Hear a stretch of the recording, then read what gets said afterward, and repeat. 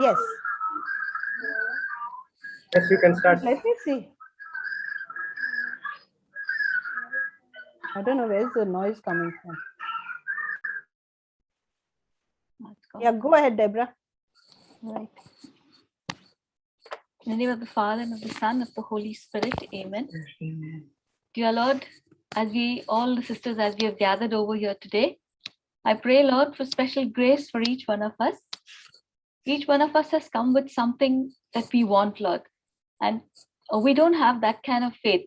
Lord, we are praying here now. We've come here, Lord, we pray that the Holy Spirit come upon us. Come on each one of us and guide us, guard us, and protect us today and also in future. To give us all that strength, Lord, to carry our cross. Lord. And we submit all our little crosses that we have over there. You have suffered more than any of us, Lord. Every wound of yours is more than what we are suffering right now. And we pray, Lord, that we reach to that goal. Lord, I thank you, Lord, for all the blessings that you have been working daily in my life. I thank you for the goodness that you have shown on me. And I pray for each one of us. You have suffered more than any of us, Lord. I pray, Lord, that over every circumstance in my life, I declare that now Jesus in faith. And thank you, Lord, for saving me and for saving all of us here now who are here at this moment, Lord. They are not come here by chance, Lord. They are come here because they are destined to come here. They're destined to reach. They're destined to listen to each one of us testimony and to gain knowledge from all of us. So thank you, Lord. Lord, I pray strengthen us every day, Lord, each minute, each hour, each second. Lord, I pray strengthen us. Lord, I don't want to sit back and miss the fight you have called me to do. So I move forward and I need to apply each and everything in my life today. Thank you, Lord. I pray this in Jesus' name. Amen. Amen. Amen. Thank you, Jesus. Thank you, Deborah. Thank you. Okay, so we'll start with the testimonies and then we'll go for the recap. Okay, anyone's got testimonies? Anything to share that God has done for you?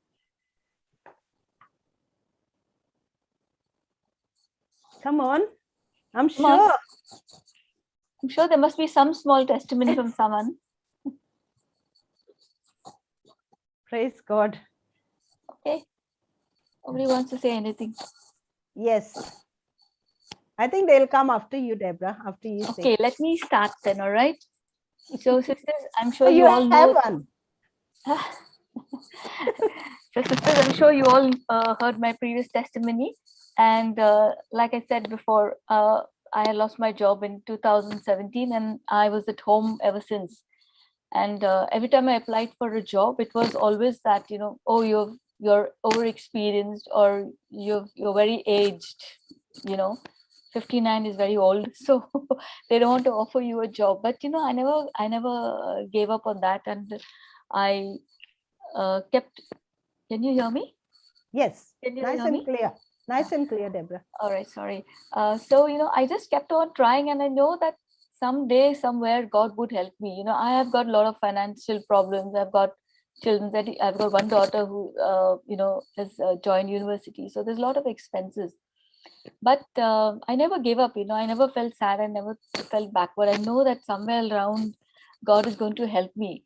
And the best news is that I'd given a couple of interviews 2 weeks back. I remember telling Sister Maria that.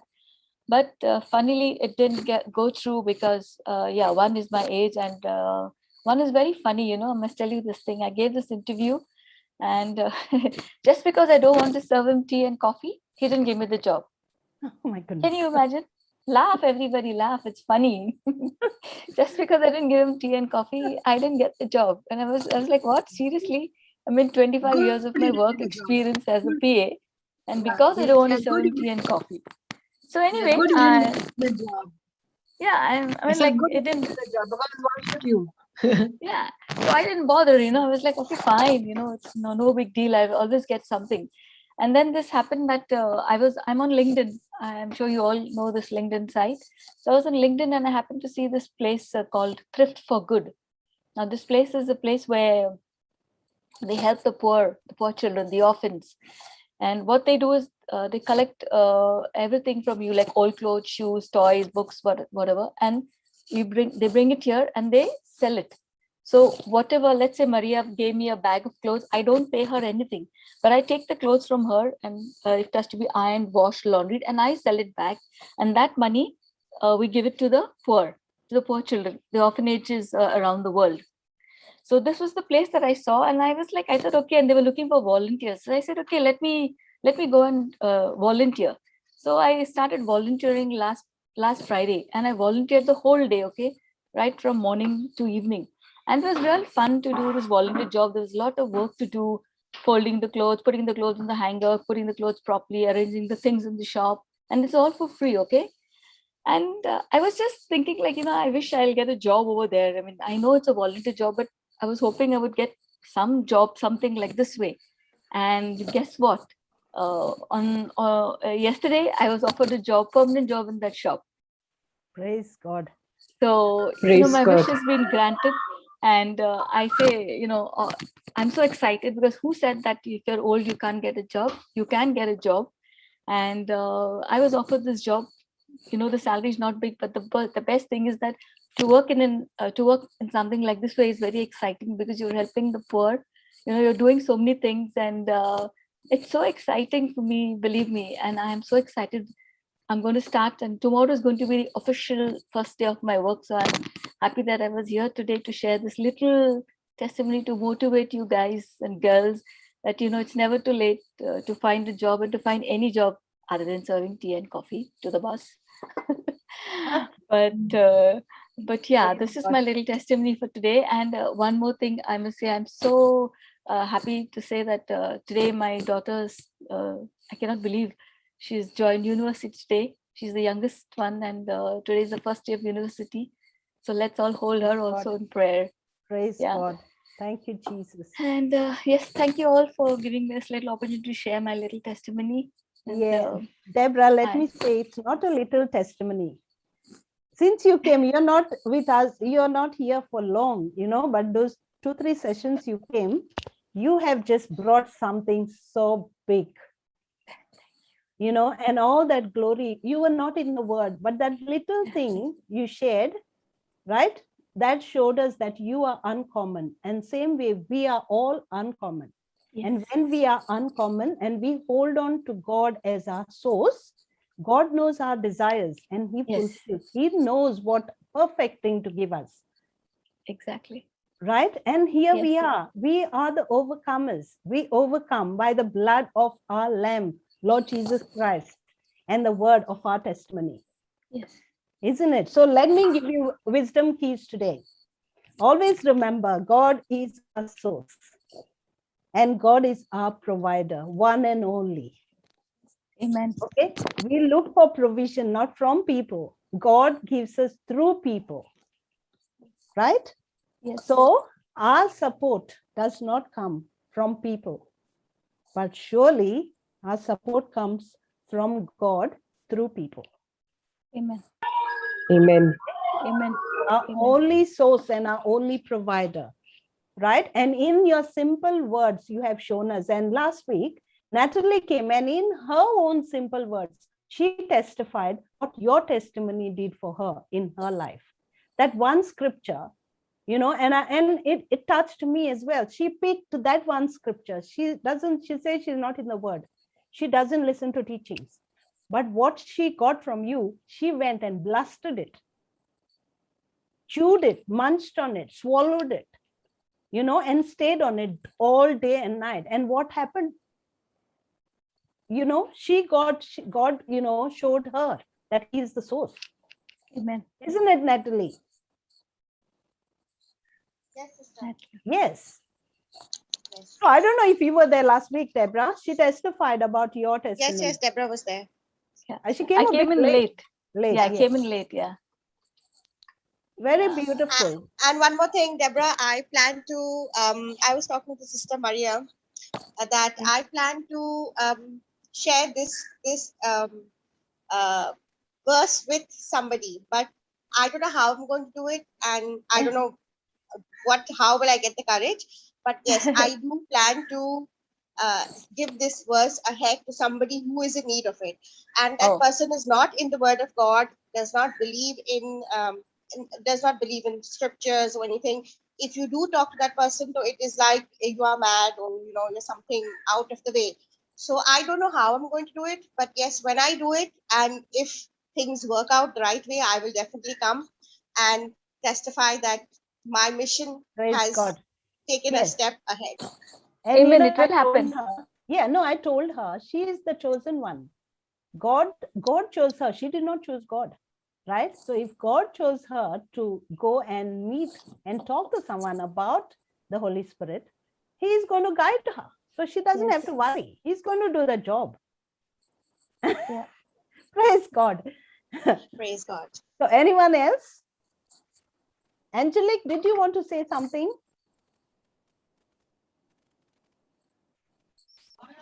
Did you have a testimony? Maria, I would like to say something. Okay, go ahead, Nirmala. Yeah, my dear sisters, actually a few months ago, I mean last year, it's a year old, more than that. I have a pet dog, when they come from somewhere, they come to greet me, and they jump near my face. So even I bend down to pet them. So during this process, the teeth, I mean, I got hurt on near my lips, a deep cut in my cheeks, so really a big deep cut, with the teeth of my dog. I was trying to jump, and I got hurt in my teeth. It's quite a big cut, So I was rushed to the hospital, and it's quite bleeding and all. And then when I went, but I never felt the pain, no pain at all, no feeling. When I went to the doctor, absolutely free because the medicine was not available. The injection I had to take was not available in most of the private hospitals. So I rushed. Then ultimately went to the government hospital, and there I got all the treatment done without a single penny. That is not the big testament. The testimonies, I didn't feel the pain. Praise God. 7 injections were given to me on my cheek. Wow. 7 injections on my cheek, and 7 stitches near my lips. Wow. And I didn't feel the pain. The doctor was looking at my face. She says, "Ma'am, it will be very painful. Please bear it." But I was saying, where is the pain? I was sitting on the chair and getting all the injections on my face and the stitches done. My husband was looking at my face. Even my eye, because I didn't feel the pain at all. Nothing. Believe me, like I didn't feel a touch on my face. That is a great God, how he takes away our pain, He's taken away all our pain. That is 100% sure, because this is my testimony.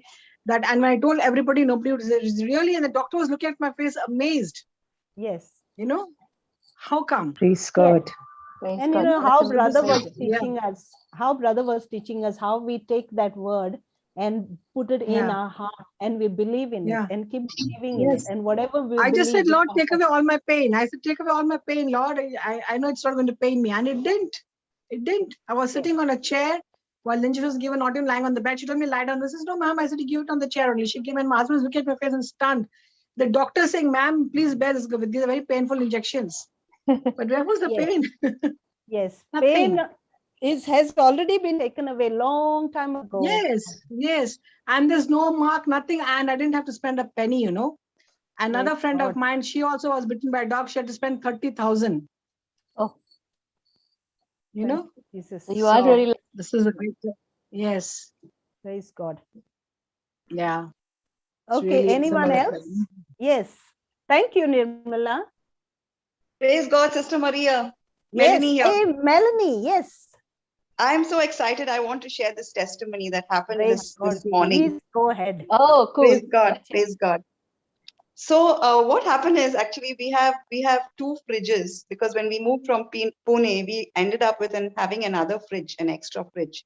So a couple of days back, we decided that we would put one of those fridges on OLX. There's this portal online which is called OLX, where you can sell your old stuff in India. Okay. Yeah. So this morning, my son happily clicked pictures of the fridge, and we put it up on OLX with all the details and everything. Okay. And within maybe around 15 minutes or 20 minutes, we received a call, and it was on my number. So I realized this was an unknown number. So immediately I pushed the phone onto Vincent and I said, you take this call and you speak to the guy. So Vincent got talking to the guy. He was speaking in Hindi, and then he told him that, I want to buy the fridge. I'm interested. He sounded genuine, and he said, I'm from Mapsa, I live close by. And then at the end of it, he told him, do you have Paytm? Because I can make the payment online. I would like to make the payment online. Okay. Before that, Vincent told him the price of the fridge. And he said, okay, any discount? And then he said, okay, I can give you a 5% discount. And this guy did not even bat an eyelid. He just said, yeah, okay, okay. And I was listening to the conversation between them. Okay. And then he asked Vincent, I think, do you have a Paytm account? And he said, yes, my wife has a Paytm account. And as he was speaking to Vincent, he was sending him some WhatsApp messages. Okay. And the last message he said, you'll get a scan code and you have to, you click on it and, I'll transfer the money immediately. When he said that, Sister Maria, something just clicked in me, and the Holy Spirit just made me go to Vincent and say to him, like, I was actually shouting, stop, don't click, because I realized it was going to be a fraud. And, because normally for Paytm, they just have your number and they transfer. Nobody sends you a scan code on WhatsApp and asks you to click it. And you won't believe, Sister Maria, I just stopped Vincent. And then that guy was saying, no, you have to click it right away. And then Vincent said, no, I'm a little bit busy.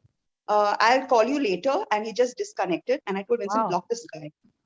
Within 15 minutes, I received a message, an email from OLX to say that this guy is a fraudster and please don't communicate with this guy, And I just realized that a FD of mine had recently matured, and that whole amount was lying in my savings account, which was tied to this Paytm number. And had Vincent had to just click that, this guy would have surely depleted the whole amount from my account.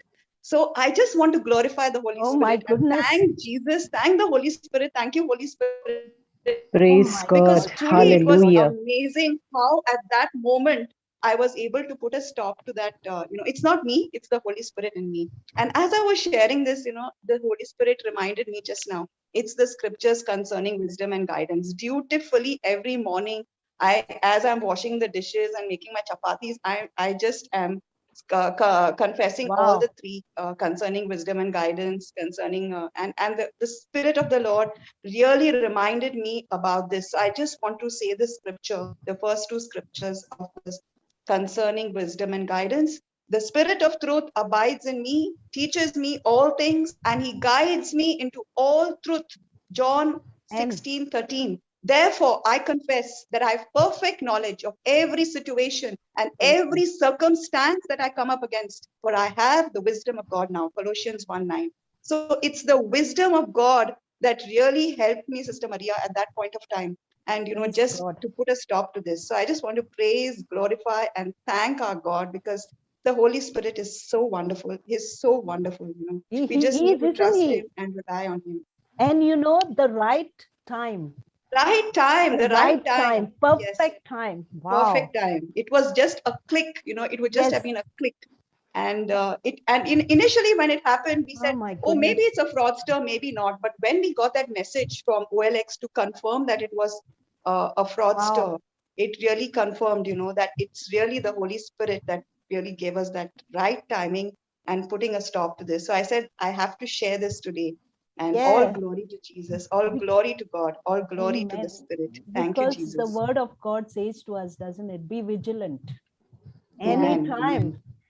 Yes. Oh, wow. That is such a beautiful testimony. Praise God. Thank you, Jesus. Awesome. Thank you, Jesus. And, it can also show us how comfortable and how secure we are when we are in the presence and when we are in love of God and when we are in the word of God. Very true. So secure. We are safe. Amen. Amen. Amen. I think, Maria, that's why we have the white book. Yes. And all of us, and especially those who are not, who don't have, please ask for it. We can give it to you in any part of the world, any part of India. And, Maria, it is so beautiful when we wake up in the morning and you take that white book, you open your mouth and you start confessing it. I mean, isn't this so awesome that today Melanie just shared that because of her daily confession of that word that brought forth and saved the entire family from a disaster. Wow. Awesome learning. Thank you, Melanie. Thank you for sharing with us. All glory to I think all of us and all those who are new, who have just come into the word, this is such a beautiful learning to take the white book and to believe in your heart and to speak with our mouths. And also the teachings that we have, over 8,000 teachings. So all those who are new, I just say one thing. Yes, you have your blessing, you have your testimonies and all of it that you have got with the grace of God. But now start getting into the word. It is very important that we align our tongue, isn't it, Maria? We need to align our tongue. When I gave birth to my daughter, I tell you, I was full of life and everything because it was a testimony. And I tell you, Maria, at that time I shared with Papa. I told him, why are you not asking me to share my testimony? And because I was not there, I was not doing, I just heard the sower and the seed. And I'm saying, why he's not asking me? I asked him also. And he looked at me, he smiled and he said, you have the grace of our Lord Jesus Christ. And then I understood that it was the grace of our God in that situation. And now I have to start being in the garden, speaking the word, So it's so beautiful. And today morning, we have so many testimonies, Maria. Wow. I'm listening to Deborah speaking, Nathalie. I think last week we had Vienna who shared a beautiful thing about her mama in the hospital and how she used the word. I mean, so awesome. And everyone speaks one language. Plug your ears and hear the teaching. Take the white book and speak that word every morning. Wow. Amen. Praise God. Truly awesome, Yes. Praise God. I Thank want you, to Melanie. add a short so happy. thing. I want to add something small.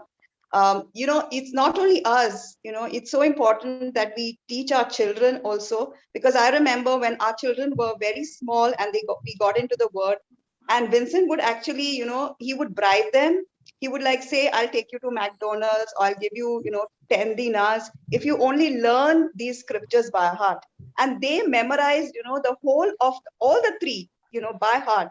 That even today, today when you ask them, they can just rattle it off, but it is in their heart. It is in their heart.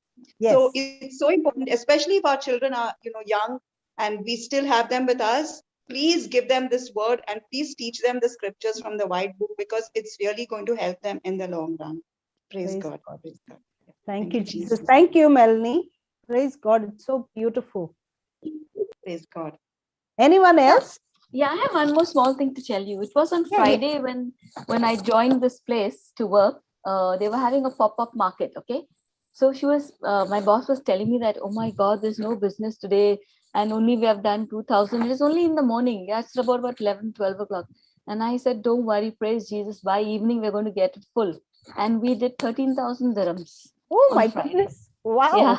So she just hugged me and she said, thank you for all the faith that you have. It's working over here. So I said, no, it's going to be working every day. That it's going to happen over here.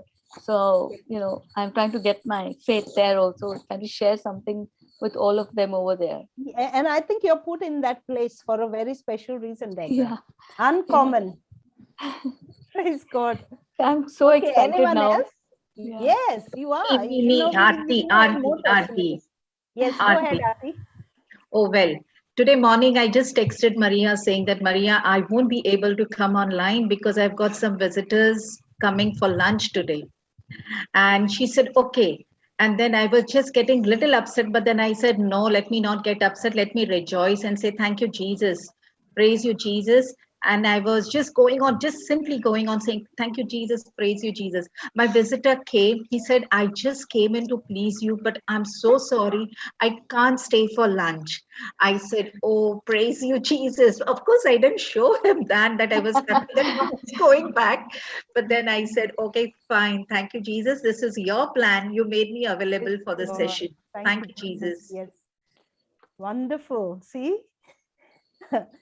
Praise God. See, little things mean so much for you, right? Yeah. You wanted to be here, but I think in my life, I know when God wants me somewhere, He makes things easy for me so I can, please Him. Sister Maria, can I share something? Yes. Go ahead, Savi.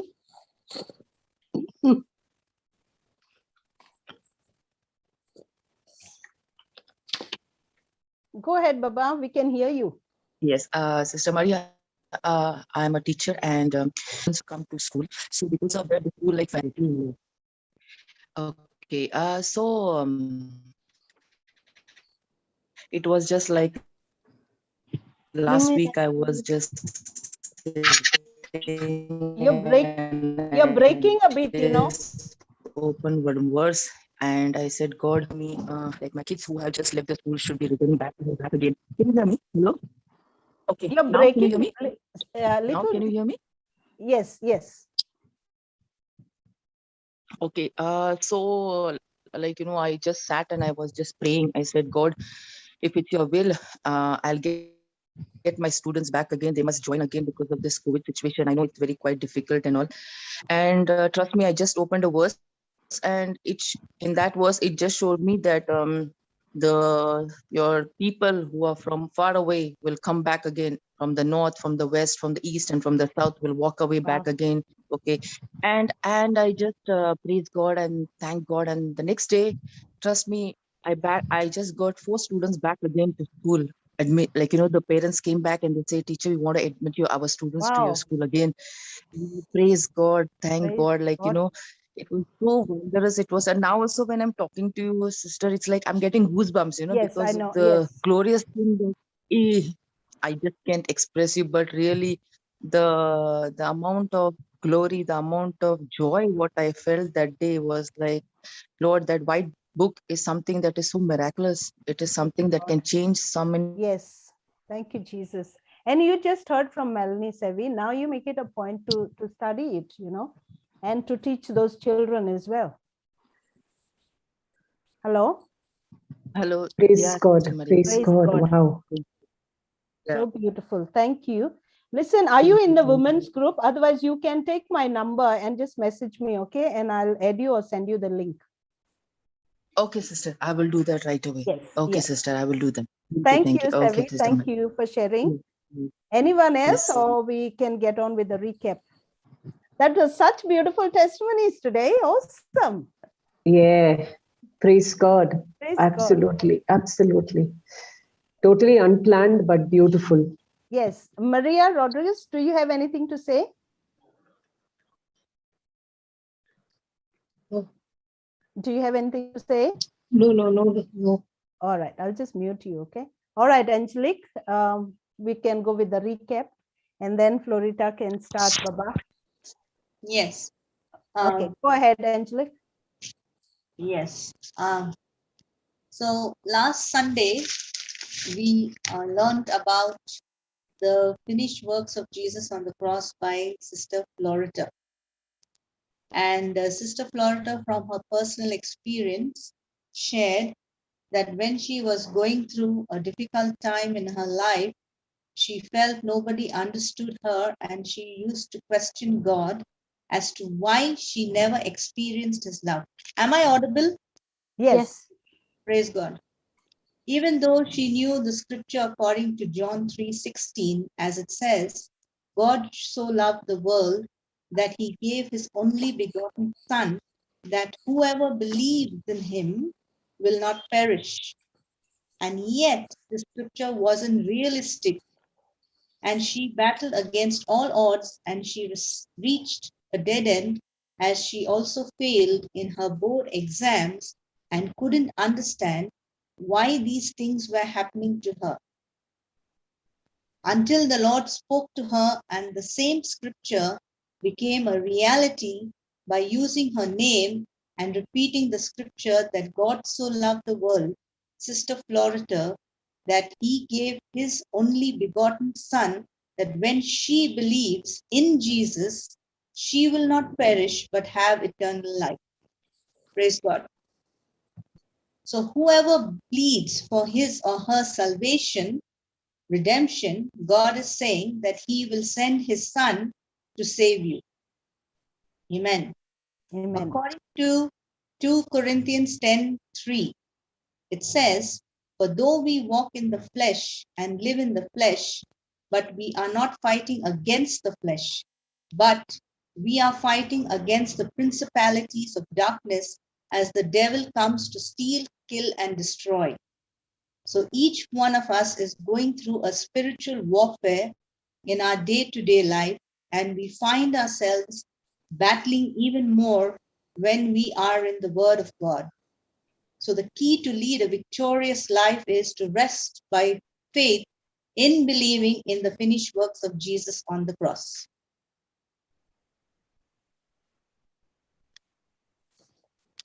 So how do we rest? When we know it is done and you believe.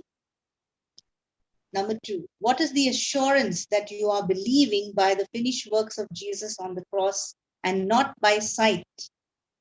For example, the scripture 1 Peter 2:24 says, by the wounds and stripes of Jesus, you are completely healed.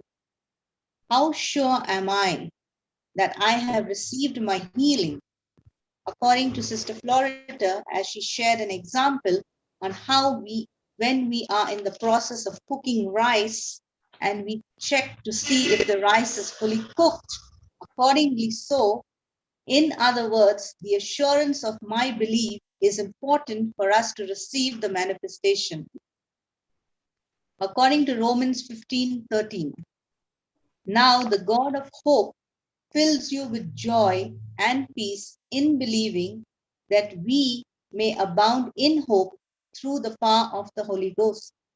What it means is when you believe in the word of God, automatically you find peace and joy. When we totally believe in the word of God, there is no room for fear, anxiety, stress, and doubt. In the same way, when we do not dwell on our circumstances or the predicament that we are going through, we experience a lot of peace and joy when we rest and fully believe in the word of God and we aren't restless. The key to remain victorious is to rest on the promises of God. Amen. Amen. The devil will try to steal what we have and confuse us with what Jesus has done for us. So when we don't believe that we are the righteousness in Christ Jesus, we are going into condemnation, believing that we can't handle the situation on our own. And whatever affliction we are struggling with, we want a way out and use our own effort when we say that we will give up.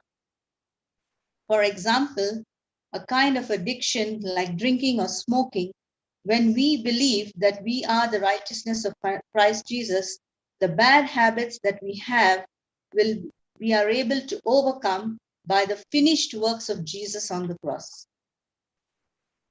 When do I feel condemned? According to Romans 8:1, therefore, there is no condemnation for those who are in Christ Jesus. When you feel condemned, we must remember that we are in Christ Jesus and there is no condemnation. We become victorious. All those who are born again in Christ have already won the victory in Christ Jesus. So there is no need for us to worry as we automatically become winners and maintain this victory according to the finished works of Jesus on the cross. Satan cannot devour us in any way, as we are resting on the promises of God and we have the authority to cancel all the negative thoughts in our mind so that we are not condemned. Amen. Amen. When does condemnation come? When I feel condemned and I think that God is angry with me. What does God say about my situation? According to Isaiah 54:9, at the time of Noah, there was a great flood, and he guided Noah and prepared him before the flood could come. In the same way, the Lord is giving us his promise. When we come across any storm in life or flood, we can use the written word of God that he has promised us in his word and comes to bear fruit. It does not go back void or empty. So then, why do we not believe, and why does fear overcome us? Sister Florita mentioned that she was walking in fear, and when she made a mistake, she was literally begging the Lord not to take the Holy Spirit from her.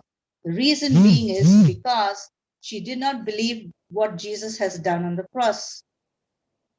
So how do we come out of this bondage?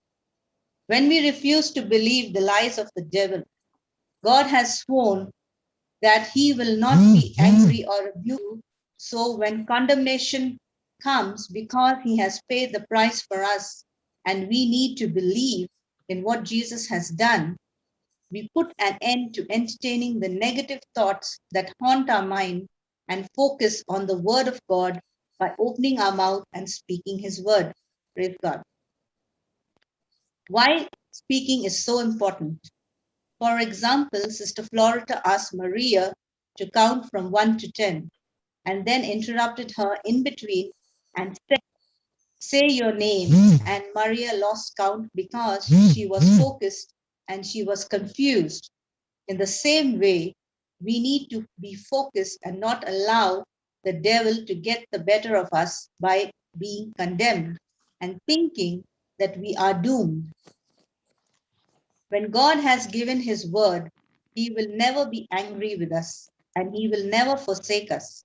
So the promise of God gives us the assurance of his word, even though we are imperfect and conscious of our sin. Praise God. According to Hebrews 10:2, we understand that we are no more conscious of our sin. Once Molly will come for lunch, she can eat beef and rice. We say that because we are conscious of our sinful nature, we ask God, please don't do this to me. But we have failed to understand that Jesus has taken our sins upon himself and we are the righteousness of Christ Jesus rather than allowing our conscience to overpower us. What are the finished works of Jesus on the cross? According to John 19:30, when Jesus therefore had received the vinegar, he said, "It is finished." And he bowed his head and gave up his ghost. So Sister Florita asked for an explanation as to what God has finished on the cross. We know by the word Jesus died for us and he rose again. But what exactly has Jesus accomplished by dying on the cross? The scripture says people are destroyed for lack of knowledge, which means I must have the knowledge of truth. I must believe in the word of God so that the devil cannot deceive us. Sister Florita was deceived by the devil for a long time, and she was delivered and set free, and she realized that she must at all times have the knowledge of the word of God, which is the truth.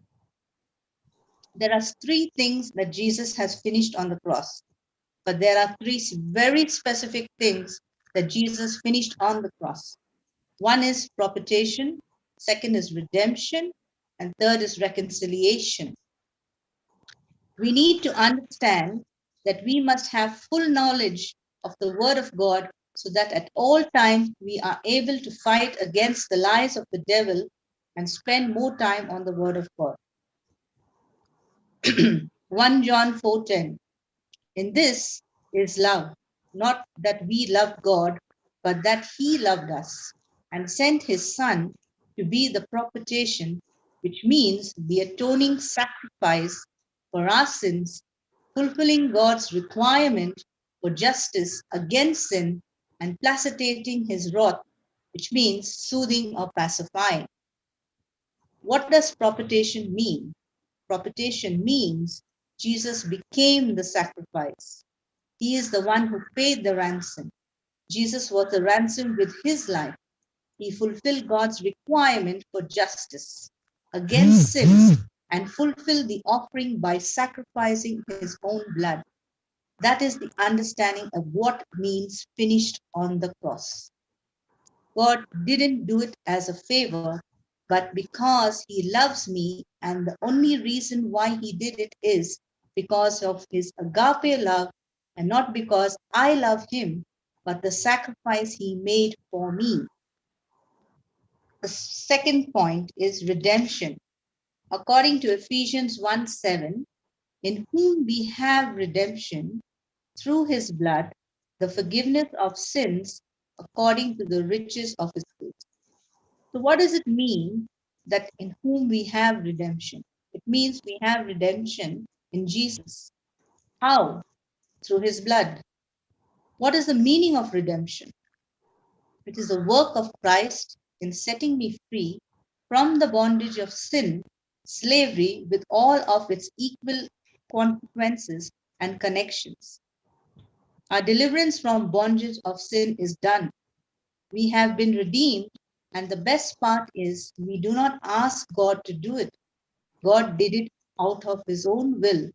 God did it because he loves us. So, according to what we believe, and what does belief mean, is beliefs means that my action corresponding to the message. So now, every time we hear the word believe, you are checking, is my action corresponding to the message, the actual message of the written word of God. 3, reconciliation. According to 2 Corinthians 5:18, and all things are of God, who hath reconciled us to himself by Jesus Christ, and has given to us the ministry of reconciliation. Because of sin, we are separated from God, and our relationship with God is broken, but through his Son Jesus, we are reconciled. God took the initiative to repair this relationship instead of compromising all the time with others and ourselves. Let us understand that God's love is so wonderful that he always is the one who reconciles with us, no matter what we are. How did Jesus fight the devil? By being obedient with his Father. He took the step first of reconciling man to God. If you are in Christ Jesus, the truth is you have the nature of God in you. According to 2 Peter 1:3, the scripture says, according to his divine power, he has given unto us all things that pertain unto life and godliness, through the knowledge of him that has called us to glory and virtue.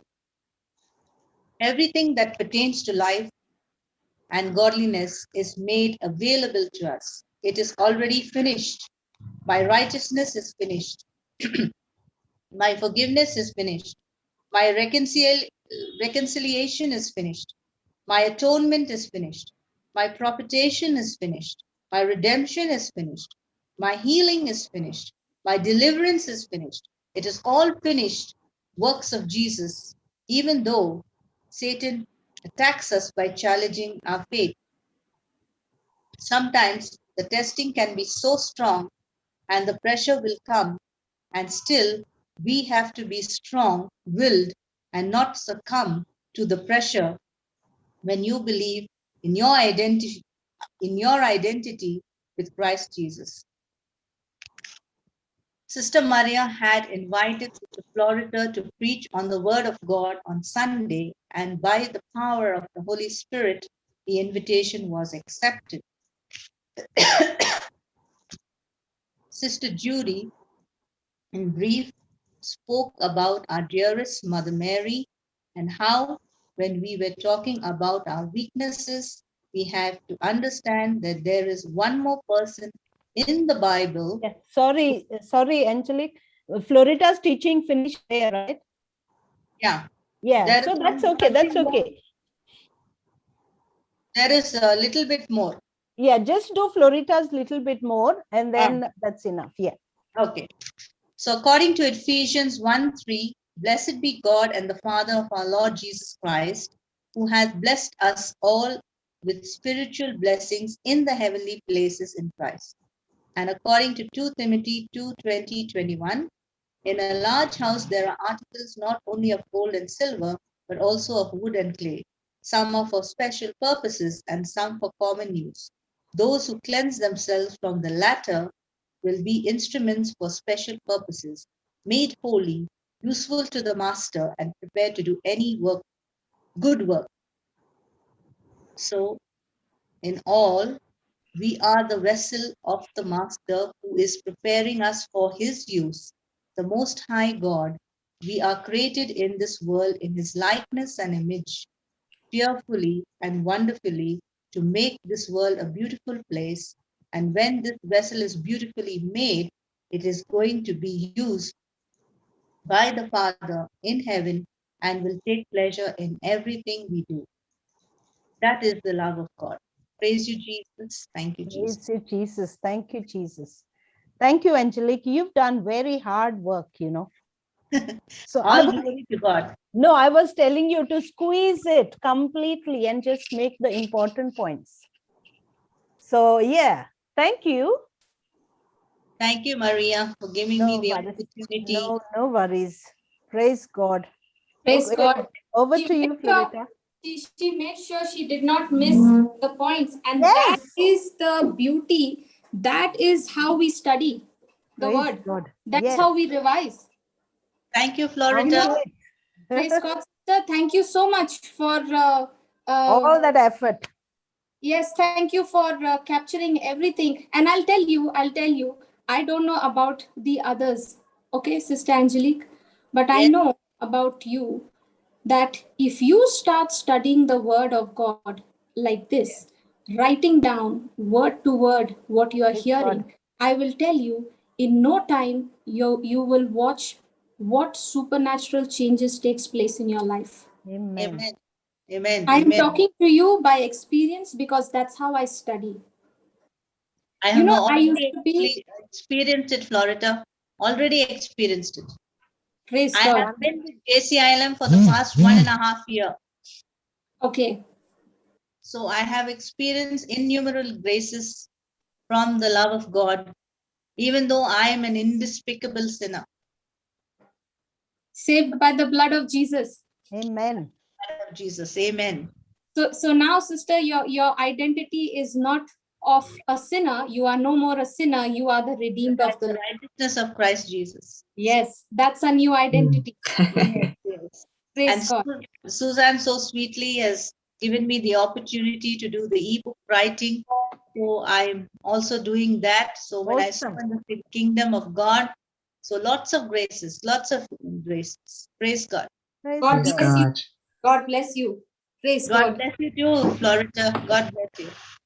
Thank you, Jesus. So yes, like last week we were studying, we were looking at John chapter 19, verse 30. And we saw how the scripture says, can we have that scripture on the screen? Can I share? Should I share? Yeah. No, Marita is there, Florita. Okay.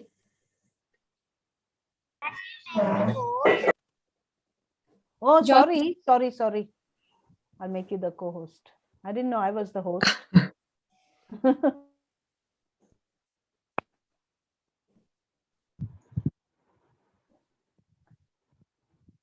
Thank you, Jesus. Thank you, Jesus. Okay, we look at John chapter 19, verse 30.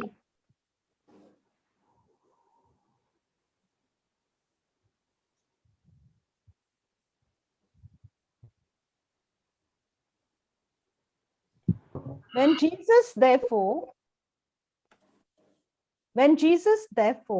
had received the vinegar, he said, "It is finished." And he bowed his head and gave up the ghost. Okay, when Jesus therefore had received the vinegar, he said, "It is finished." And last week we learned on the key things that he finished on the cross for us, right? And Jesus was wounded. He gave up his life for us. And the scripture says, and he bowed his head and gave up the ghost. That means he submitted to his Father's will. He gave up his spirit in obedience to the plan of salvation that the Father had. So all that which was negative in our lives, all that curse, bondage, the devil who had control over us, all that Jesus finished on the cross when he said it is finished. So now, according to this word, Jesus has already finished it all on the cross, isn't it? Yes. So is there anything remaining from God's side? No. No. Everything is finished. From God's side, it is already done, which means our healing is over. It's finished. Our prosperity is finished. Our deliverance is finished. And all these things that we learned last week, they are all done. Redemption is done. Reconciliation is done. So, if it is already finished from God's side, how do we now see the manifestation of what Jesus has finished on the cross? How do we now see the manifestation of what he has finished on the cross? How do we now see the manifestation of that atonement?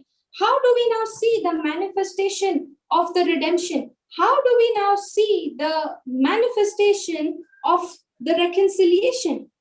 Because what Jesus has finished on the cross for us is called as what? Grace. Yes. It's called as grace. And what is grace? Grace, what is the meaning of grace?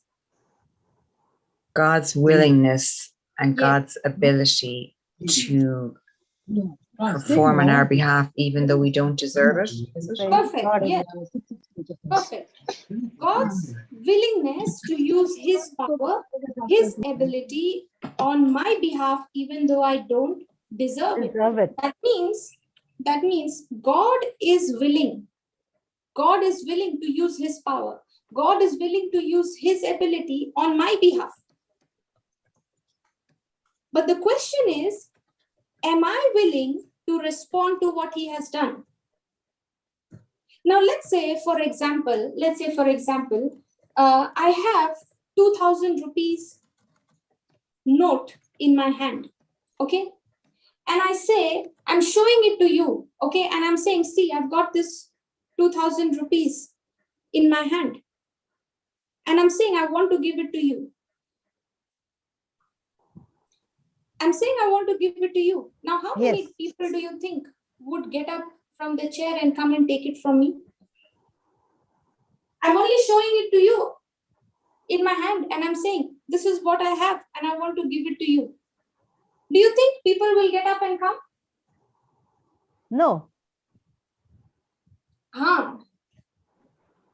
People will not get up and come. Why? Because they might be wondering, what if I go and take it? What if he doesn't give me?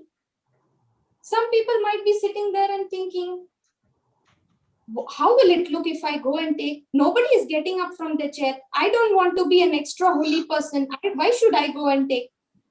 Isn't it? Yes.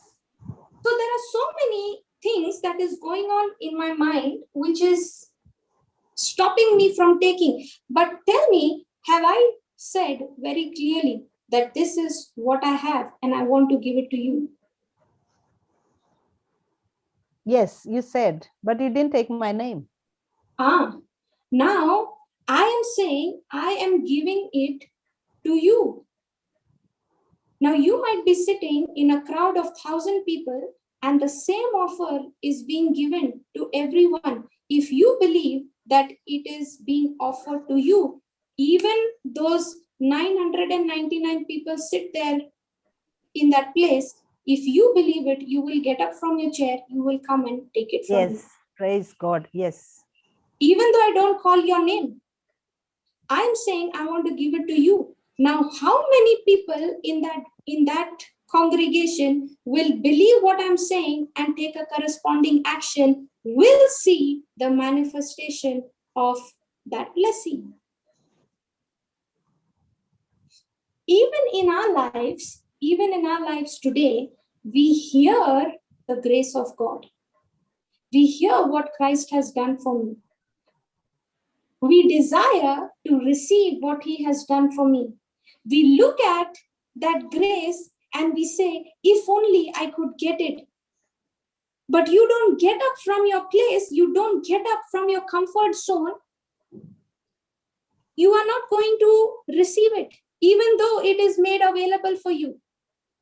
But let's say the person who actually gets up from his seat, walks up to me and takes it from my hand, that is a person of action. Praise God. I'll tell you something, okay? You know, when I first heard the teachings of the sower and the seed, I had just started my job. I had just, been placed in a company, and I was in the training period, okay? And I was listening to the word of God. I was studying it.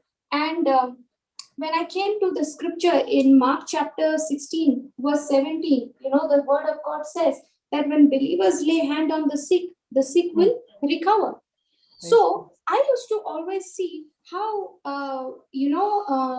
Papa Johnson would be calling people who are sick and speaking the word of God, and the healings would manifest. In no time, I would begin, when I saw all that, I was saying, Lord, I want what he's got. I want to do that, what he's doing. So when I heard that teaching, what was the teaching telling me? That teaching was telling me about the grace of God. Now I heard what the grace of God has done for me. What has the grace of God done for me? He has given me the authority. Praise God. Yes. Now I heard what was being taught. I desired for it. I was looking at it manifest in the lives of others through Papa. And I was saying, if only I could get it. If only I could get it. But if I'm only hearing it, if I'm only desiring for it, and if I'm only looking at it, but not moving into action, if I'm not taking a corresponding action based on what I have heard in that grace, I am not a person of action, and I will not be able to see what he has finished. Now, when I heard that scripture, when believers lay hand on the sick will recover. I'll tell you, when I went to office, I used to be a person who was extremely, extremely fearful. I was so concerned about what others would think about me, what others would say, and their opinion about me, what they would think, kept me from moving into action. But I had to make a choice. I had to make a choice. Am I going to live this new life with the old pattern of thinking, with the old mindset, or am I going to live this new life with the new system of God's word?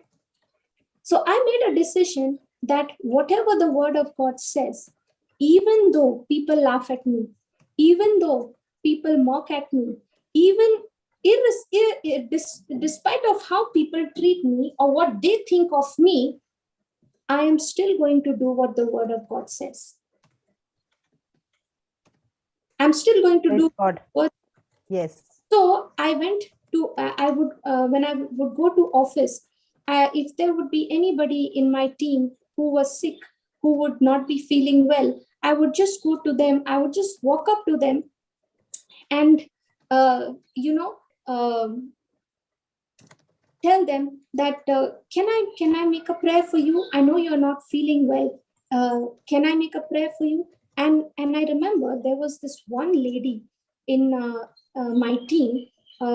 She was, she was a Muslim, and I was really skeptical if I should go and talk to her.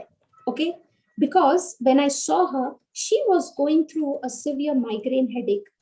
Okay, and she just bent her head down on the desk, and she was trying to relax, because the more she looked into her computer, the more the pain aggravated for her. So she just switched off her laptop and she bent her head down on the desk and she was lying. So I walked up to her, and before walking up to her, I was really skeptical, and I was thinking, should I go or not? What if she rejects? What if she says, no, don't pray? And second, I'm thinking, even if she agrees for me to pray for her, and what if she doesn't experience the healing? All these thoughts are going on in my mind. And the word of God is simply talking to me and saying, when believers lay hand on the sick, they will recover. And that word was constantly rolling in my mind. I continuously kept meditating. I kept bringing that word. I kept speaking that word over and over again to myself before I went to that lady. I kept speaking that word till that word gave me the confidence, and literally I got up from my seat and I walked up to her and I said, is there anything that I can help you with? And she said, I've just, I've been not able to bear this pain. It is really, it feels like my head is splitting. I said, can I make a small prayer for you if it is okay? So she said, yeah, sure, please. I said, thank God. And now I said, Holy Spirit, let's get the job done. So the Holy Spirit said, you just speak the word and leave the rest to me. Praise God. So I just held her hand. I said, is it okay if I can just hold your hand? She said, yeah. I held her hand and I said, in the name of Jesus, you spirit of infirmity that is afflicting my precious sister, get out of her right now in Jesus' name. Amen. Thank you, Lord, for you have healed her and you have completely set her free. Thank you, Lord, that you filled her with your love. Let her, Lord, thank you right now as she is listening to what your word is saying. She's experiencing your love. That's it. And by the time she opened her eyes, she said, I don't know, I don't understand what just happened, but my head feels absolutely light. I don't know, I don't have that pain. The pain is gone. And I just told her, Jesus, that it hurts him to see you bear that pain, which he has already borne it for you already. So when she heard that, she said, thank you so much for praying for me. I can surely see the difference. Now, why am I saying this? Why am I sharing this? The grace of God, which I saw at work in the prayer meeting that day, Papa demonstrating what the word of God was saying, when I heard that word, when I saw that grace in action, when I desired it, now the question was that this grace is available not just only for the preacher, not just only available for the fathers, for the nuns, but it is available for everyone who believes. That's what the scripture says. Amen. Praise God. The scripture says, those who believe in Jesus, when they lay hands on the sick, those who believe in Jesus, whosoever shall believe in him. Now, in that whosoever, I am also included. So, the message was spoken.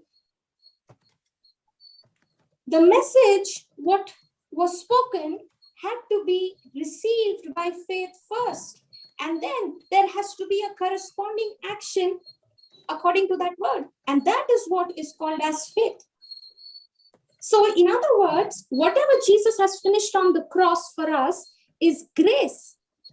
And based on that grace, when I change my thinking to agree with what the word of God says, that's when I have begun to activate the grace of God, exercising my faith. Now tell me something. All that Jesus, what he has finished on the cross for us, and you believe in that, and you start taking a corresponding action according to that. You start renewing your mind with the word of God. Now, when you are doing that, do you think the devil will keep quiet and watch it? No. Is he going to bring his thoughts, drive you into unbelief? Yes.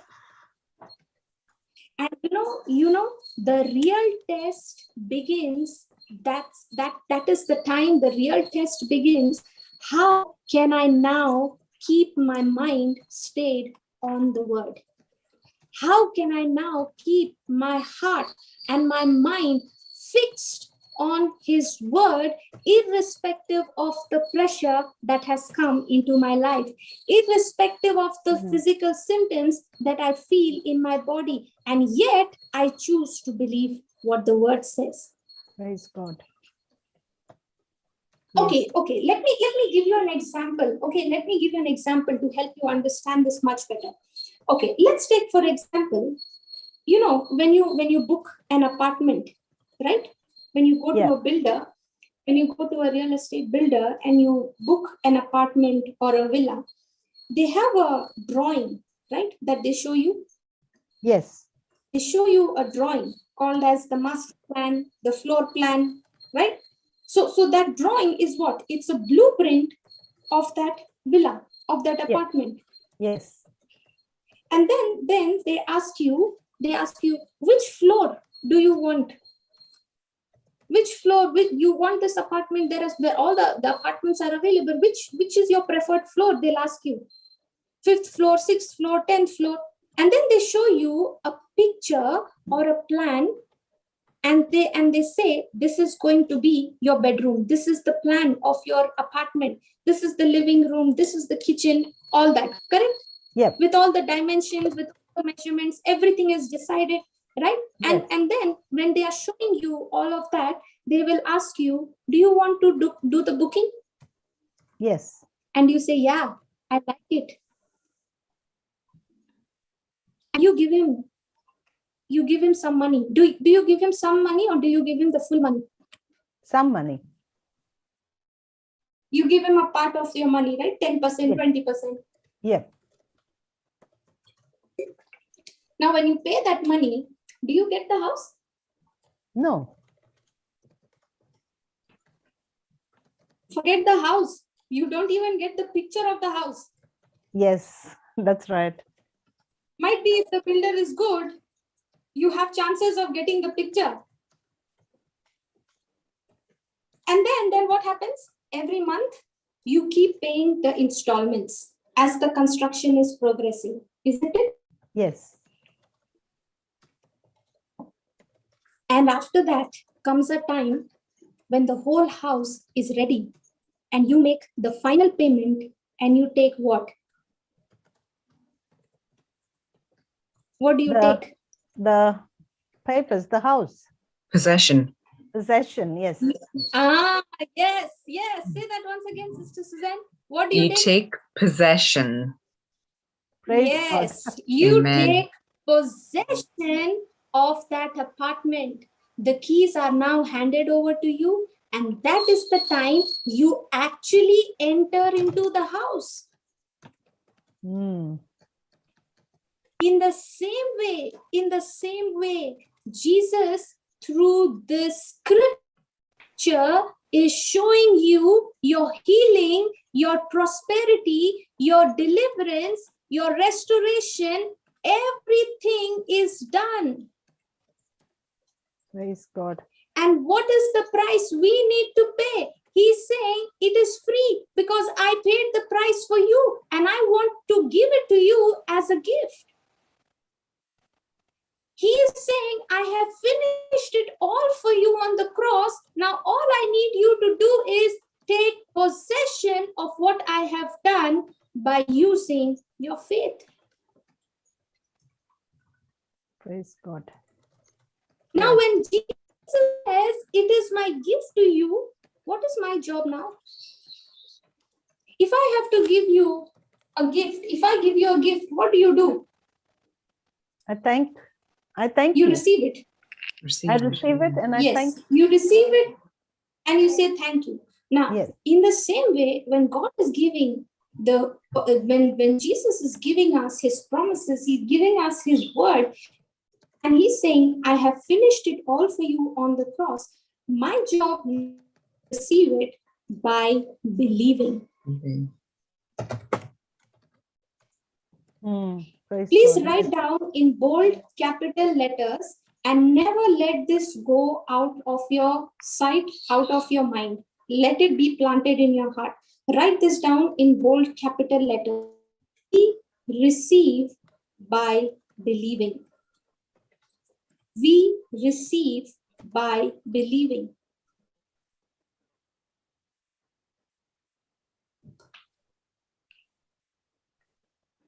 Now, when the grace of God is available for me, the grace of God is saying, when believers lay hand on the sick, they will recover.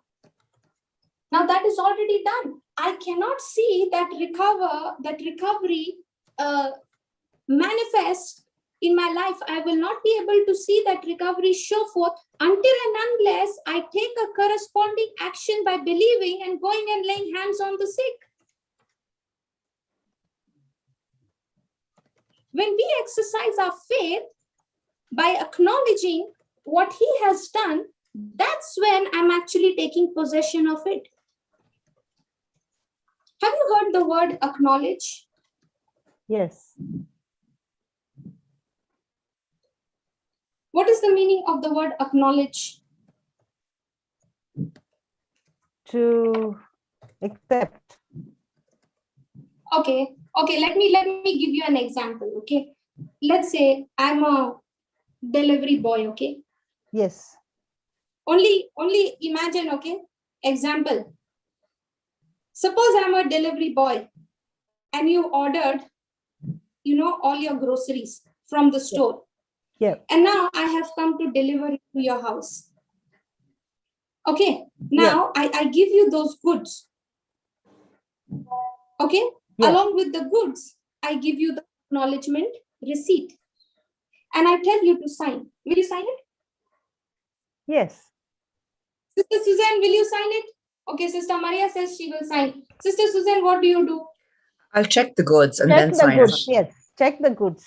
Ah, yes. Now you're not going to sign it just. You will first check and then you will sign.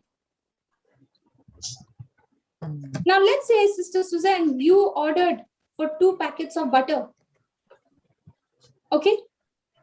And you see 2 packets of butter in that receipt. Now, will you sign? Yes. Will you not check the quantity? Let's say you ordered for 500 grams of butter and I delivered you only 100 grams. Are you not going to check? Would you sign? That's true. Actually, no, I'd check the weight, and all the details. Yes. Now, because you want to see absolute details according to what you have ordered and what has been delivered to you, now only when you are satisfied, only when you are clear with what you ordered and what you have received, only after that you will put a sign. Yes. Only then you will acknowledge. Right? In the same way, when you and I look at the promises of God, when you and I look at the scripture, it is an acknowledgement receipt sent by Jesus to us. His finished works are the acknowledgement receipt sent to us by Jesus through his written word. And we now change our thinking and believe what he has said is real. And now when we believe that is real, we are agreeing to it, acknowledging it. And now out of your mouth are coming out symptoms or the scriptures of what the word of God is saying. What is coming out now? Is the scripture coming out or is the symptom now coming out? The scriptures. Yes. The one which you acknowledge is what will come out of your mouth. Yes. Praise God. In our everyday life, what do we speak? We say we have faith. We say we have faith. But the question is, what do we speak? Let's say, for example, a person says, I prayed for that person, but he did not get healed. The pain was still there. Now, that unbelief which you spoke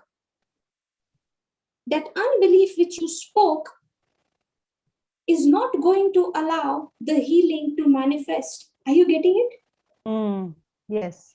Every time you are saying, hey, I spoke the word, but I did not see the manifestation. I believed God. I went for a meeting at my office, with for a client meeting, and I was really believing that God would give me the wisdom to speak the words. God would help me crack the deal. But I spoke, the Spirit of the Lord is upon me. I said, the Spirit of truth teaches me, leads me into all truth. I have the wisdom of God. I said all that, but I got, the deal didn't get through. Now, what did you speak? Did you speak your faith, or did you speak what you saw? Yes. Now, when you opened your mouth and you said, I spoke the word, but it did not work, that is called as unbelief. And you speaking unbelief, you are yourself blocking that healing, that breakthrough to manifest in your life. That unbelief which you spoke is not going to allow the healing to manifest. Even if you are healed, but still if you speak about the symptom, the sickness, the problem will not leave you. That's why the Bible says when we confess with our mouth and believe in our heart that Jesus Christ is Lord and that God raised him from the dead, we are saved. So what do I, just give me Romans chapter 10 verse 9. Let me show this to you.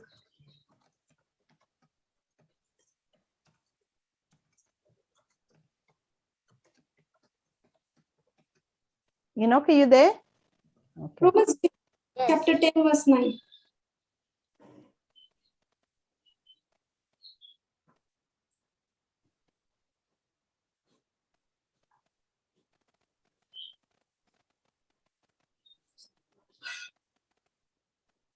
See that. That if thou shalt confess with thy mouth the Lord Jesus, and shalt believe in thine heart that God hath raised him from the dead, thou shalt be saved.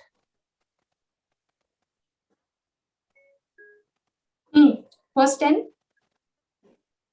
For with the heart man believeth unto righteousness, and with the mouth confession is made unto salvation. For the scripture says, whoever believeth on him. Okay. The 10th verse. Okay. See, what does it say? If you shall confess with your mouth the Lord Jesus and shall believe in your heart that God has raised him from the dead, you shall be saved. For with the heart man believes unto righteousness, and with the mouth confession is made. With the heart man believes, and with the mouth confession is made. Means what? Your mouth speaks what your heart believes. Just give me another translation of this verse. Just put the TPT translation.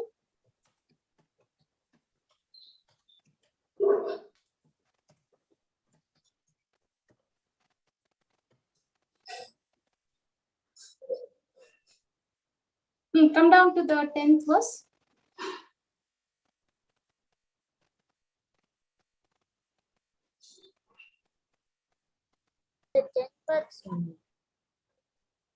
Yeah, okay. See this.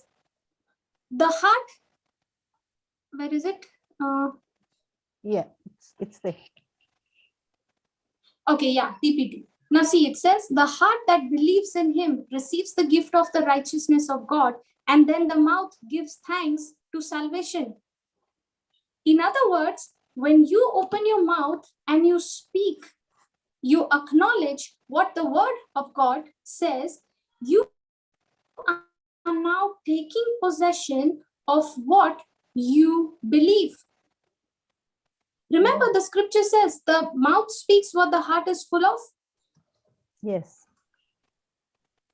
So now, when you are acknowledging, you know what is that acknowledgement? You are saying, Lord, what you have declared in your word is the reality. The pain, the symptom, the pressure that I'm experiencing, that is not the reality, but what you have declared in your word is the reality of your finished works on the cross. So when I acknowledge what he has done for me, when I acknowledge what he has done for me, I am actually taking possession of it. When I acknowledge what Jesus has finished for me on the cross, I am taking possession of it. Praise God. Are you following? Yes. So now when you are speaking and believing the things that are not in line with the word of God, you are not cooperating with God. You are by default cooperating with the devil. Are you understanding? Yes. Just go back to the scripture, the KJV translation.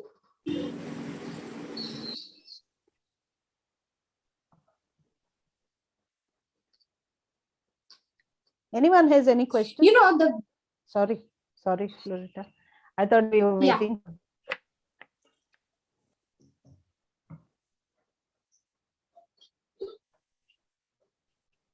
See, the greatest miracle of a person's life is what? What is the greatest miracle in a person's life? The day he makes Jesus his Lord of his life. Correct? Why is it greatest? Because on that day, the old master was gone and the new master had come. Praise God. And you and I who were destined to go to hell, Jesus changed our route and now we are on the journey of heaven to be with him forever. Can you imagine this big miracle takes place by you believing what you have heard and speaking it out of your mouth? When you confessed, you believed. Remember, the only reason why you are speaking the word of God. Today Sister Melanie was sharing her testimony. Remember, she was saying that how every day she is speaking the scripture concerning wisdom and guidance. Yes. The Spirit of truth abides in me, teaches me all things, and guides me into all truth. She was saying every morning, every day when I'm doing my dishes, when I am cooking, I am continuously speaking that scripture. Now, why do you think she's speaking that scripture? Is she speaking that scripture that is promising her the wisdom of God? Is she speaking that only when she starts speaking the scripture of God's wisdom, the wisdom of God will manifest? Yes. No. Please understand. I am not speaking the scripture for the wisdom of God to manifest. I am speaking the scripture because the wisdom of God has manifested in my life. I am now receiving it by faith, by acknowledging it. So what is she doing every morning? She is acknowledging and taking possession of the wisdom of God that Jesus has become for her. Amen. God, yes. Please understand. If you have this mindset that if I speak the word of God every day, I will get what the word of God promises. Please understand that is not the right way. You are operating in self-effort. You are not operating in grace. Okay, Yes. Tell me something. Why are the promises of God given to you and me? Why are the promises of God given to you and me? To what to say? Come on, talk to me. To understand. To acknowledge what God has done acknowledge. for us. To acknowledge what God has given. And to receive it, to believe it and receive it by faith. To believe it, to receive it. And for our salvation. For our salvation. Let me show you from the scriptures. Let me show you from the scriptures the real purpose of God giving us the promise. Give me Hebrews chapter 4, verse 1.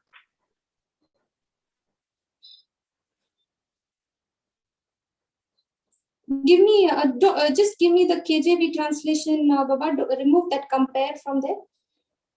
Just put KJV.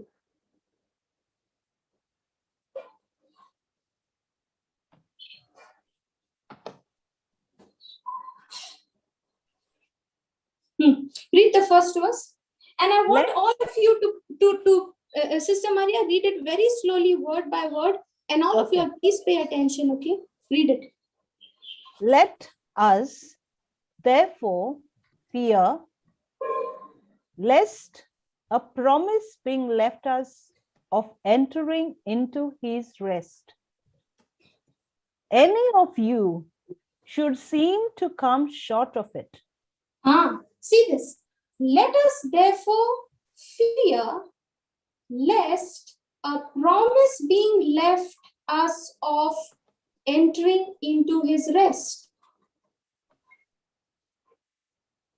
Let us therefore fear. Now, do you see there are many times the scriptures, the scriptures are saying, do not fear, isn't it? But here you find the scripture saying, therefore fear. What is that fear? This fear is not talking about demonic fear. This Reverence. No, this fear is actually talking about being extremely careful and cautious so that you don't fail. Baba, put the amplified translation, please, of this.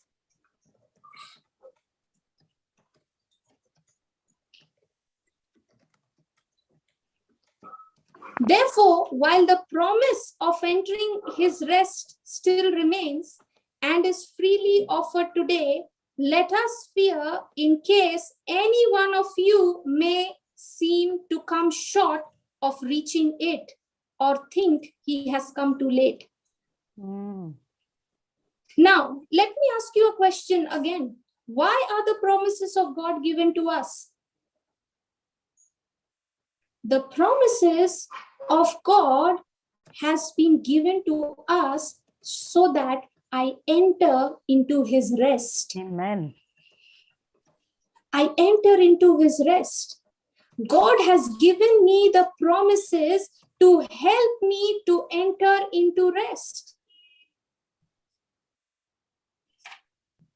Are you understanding? Yes. Now, Sister Melanie, what is she doing every day? She is confessing the scriptures for what? Is she speaking the scriptures now to see the manifestation of God's wisdom? No. If she is now speaking those scriptures every day without fail, because she is now laboring to enter into that rest. Amen. Wow. Please understand, every time I am speaking the word of God, if you are speaking the word of God with the mindset that if I don't speak the word, the promises of God will not come to pass in my life, that's a wrong understanding.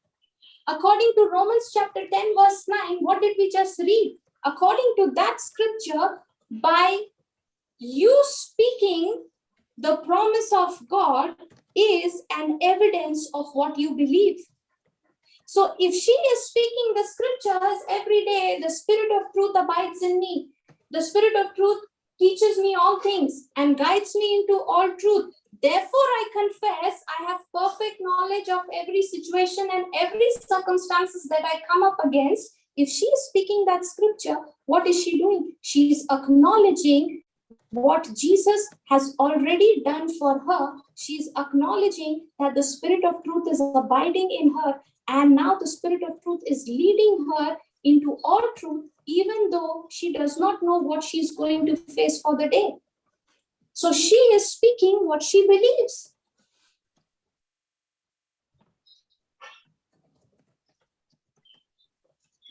Praise God. Are you able to understand?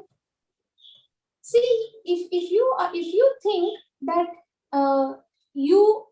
if you don't speak the scriptures, you will not, there were times in my life where I used to have this mentality. I used to think, oh, the day I forget to say Psalms 91, if I have missed saying Psalms 91 and something wrong happens that day, immediately the thought will say, because you missed saying Psalms 91, that's why that accident happened.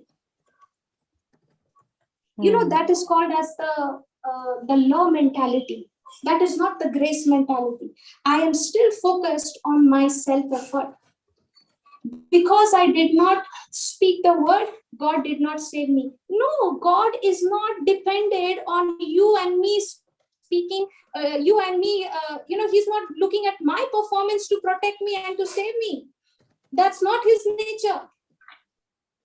He did not need you and me to realize that you and I are sinner, and then God said, I will now send my son.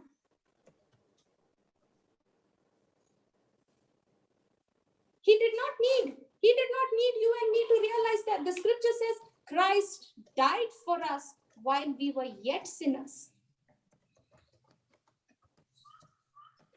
So every day, you and I, what am I supposed to do? Acknowledge what the finished works of Jesus has done, or acknowledge what my symptoms and my problems are saying?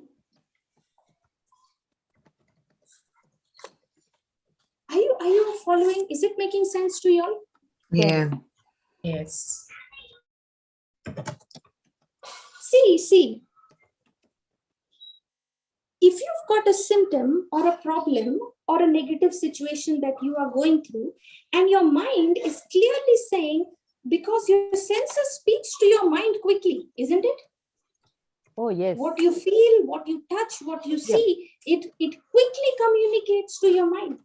And your mind is receiving communication from your eyes, from your feelings, from what you saw the doctor's report showing to you, from what you heard, what the doctor said, what he said, what she said, and all these things running in your mind.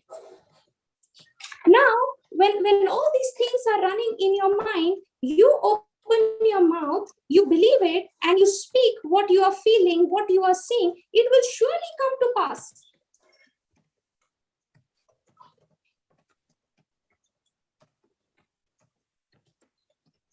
In the same way, when you believe God's word, now, even though the symptoms are there, the problems are there, those feelings are all negative, even despite of all of that, you still open your mouth and you speak what the word of God says. You go beyond what you feel. You go beyond what you see. You go beyond what you hear, and you become so stubborn and you say, it does not matter to me what I feel. It does not matter to me what I see. What matters to me is the truth, because the word of God has the final authority in my life. Now there is a fight that is taking place in the physical realm. You know why the fight is taking place in the physical realm? Because the fight has already started in the spiritual realm. The moment you made a decision to agree and stand in agreement with the word of God. The fight has already started in the spiritual realm because you refuse to agree what you are going through, what your senses are saying. Now you're agreeing to what Jesus did for you on the cross.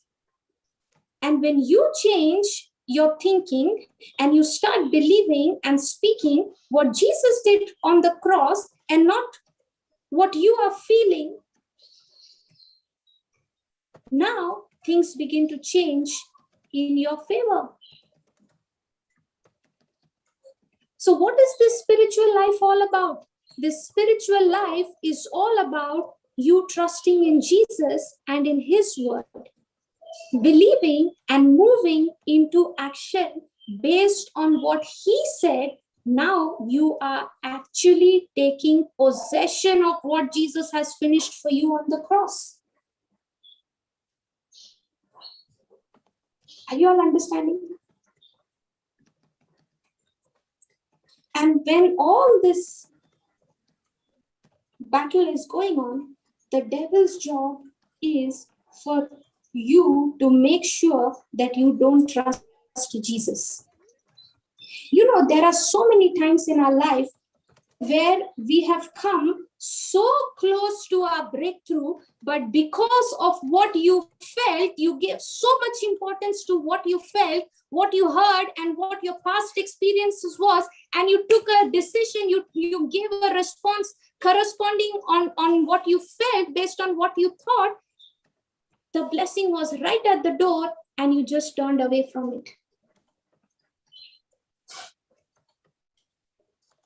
And then you will begin to wonder why things are not changing in my life. Things are not changing in my life because I am the one who is not allowing it to change. One moment I am operating in faith, the next moment I am in unbelief. Come on, I can't win battles by being one side on the enemy's court and one side on God's court. No, you have to choose to take a side. Which side are you going to be in? And once you've taken a choice of which side you're going to be in, remain there. The devil wants to see you not trusting Jesus. Tell me, what is the meaning of trust? We all say, no, we trust the Lord. I trust in Jesus. Come on, is there anyone who does not trust in Jesus? I will not ask this question. Does everyone trust? Is it having? Yes, Sister Suzanne, what is the meaning of trust? Sorry. Is it having confidence in? Having confidence. Okay, what else? Believing, Relying. Sister, relying on without a doubt, without doubting, you just rely. Okay, leaning on. Okay, one word, come on. What is highest level of faith? Resting. Okay. Now remember, all that what you said is fine. Okay. Trust, in simple one word, it means commitment. Trust means commitment. Whether my result is in my favor or it is against me, my action is already fixed. Whether I get blessed by God or I don't get blessed by God, I will continue to walk with Him. That is trust.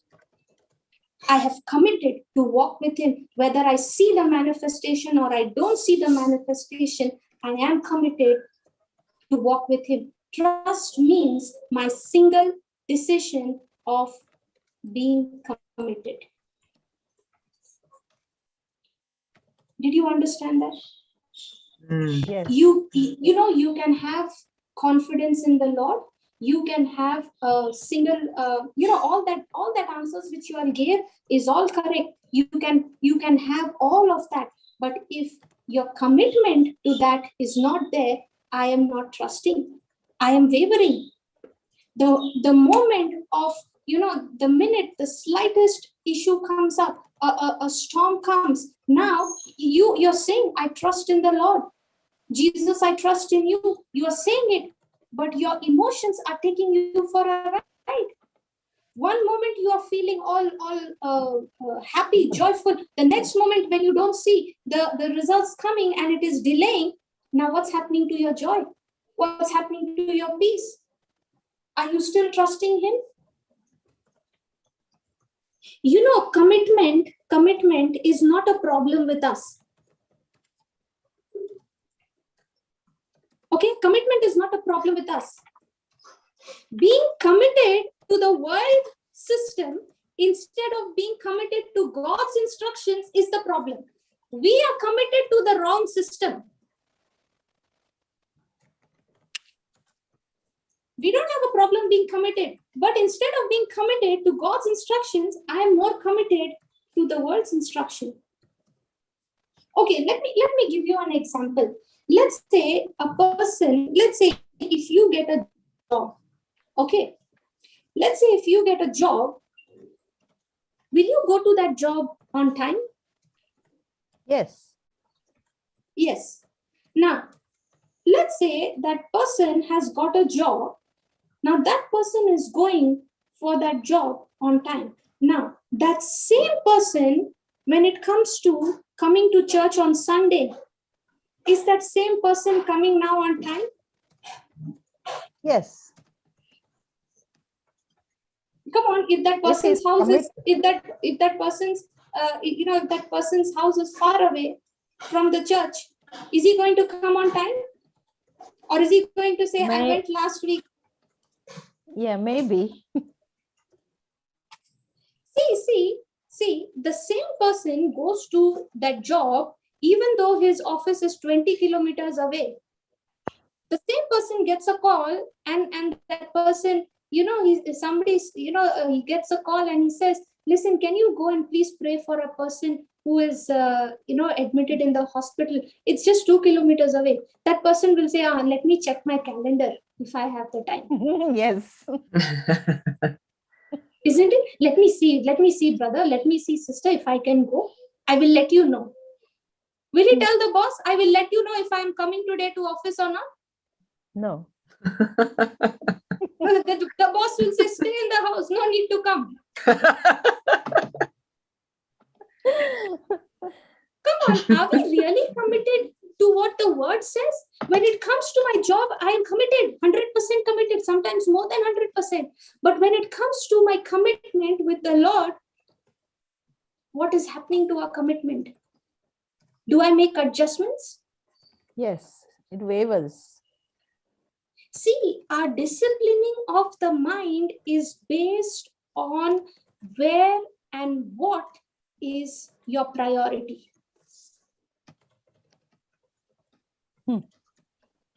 If the word of God is your priority, you will make sure that the word gets the highest place. You know what?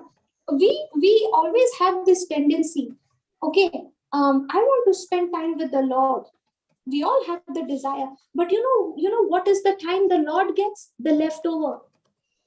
Lord, this is how we think.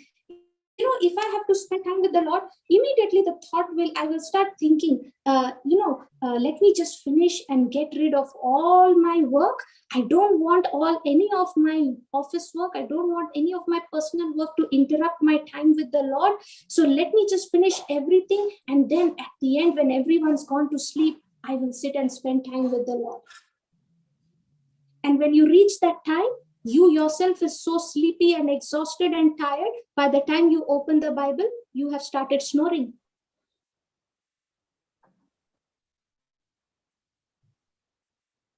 Come on, if I, and that's exactly what the devil wants. He does not want us to spend time in the word, in the truth. Praise God. Yes. So I'll tell you, everything in this world can wait. Everything in this world can wait. When you give your time to the Lord, you give your first priority to the Lord. Don't wait for everything to get done and completed and then spend time with the Lord. Before you start your day, before you begin your time, before you do anything, spend time with the Lord. Give Him the first priority, and you watch how the rest of your day becomes so productive, so effective, and so fruitful. Praise God. We are committed to the wrong system. If my mind is on Jesus, then I become committed to Jesus. As long as other things other than Jesus is my God, I am committed to that idol. And because I want to take possession of that money, the whole month at office, I work hard. I want to go home early. So I'm working hard so that I can go home early. Why? Because I don't want to lose any job, so that if I finish everything, I will not go through a loss of pay. Now tell me something. You are at your office and the boss is telling you, today we have this project, we have this deadline, and you've got to finish it. And you were thinking, today I'm going to ask my boss to let me go early today. And you go and tell the boss, no, boss, can I go home? The boss is saying, no, in fact, today you have to do overtime. What do you say? I quit? No. Or do you sit there and you finish, you stretch? Do you do that? Do we do the same thing when it comes to the word? The No. Lord will, the Lord will say, come on, get up.